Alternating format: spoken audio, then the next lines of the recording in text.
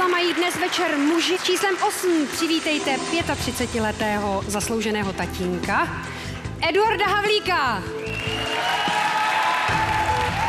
Hezký dobrý den. Dobrý den.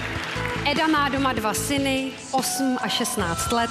Edovi je 35 let, tak si to spočítejte. Eda měl bujné asi mládí. Tak, ale o tom se v tuto chvíli vůbec nebudeme povídat. Řekněte mi, jak byste vysvětlil výrok spisovatele France Kafky: život je neobratně sestavená hostina, při níž se netrpělivě čeká na předkrm, zatímco kolem prošla v tichu hlavní pečeně. Ten výrok je určitě pravdivý a nadčasový. Mnoho lidí proletí svým životem ve spěchu a ženou se za tou hlavní pečení, za tím hlavním chodem a přitom si nevychutnají ten předkrm. Na konci života zrekapitulují a zjistí, že ten život vlastně vůbec neprožili. Tak si myslím, pojďme žít každým dnem, který je před námi. Děkujeme. Eduard Havlík!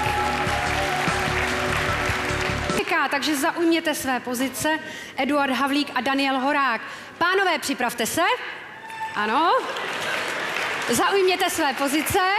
3, 2, 1, row, teď! A pojďte fandit! 1 na 1.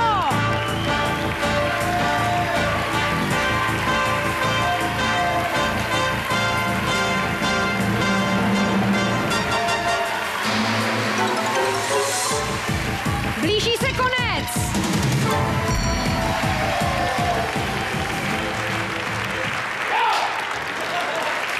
Ano, z toho jste pochopila. Soutěžící číslo 8 reprezentuje tu část wellness, která začíná být v poslední době velmi populární, a je to yoga. A já jsem upřímně řečeno ráda, že dnes si nohu za krk bude strkat někdo jiný. Eduard Havlík!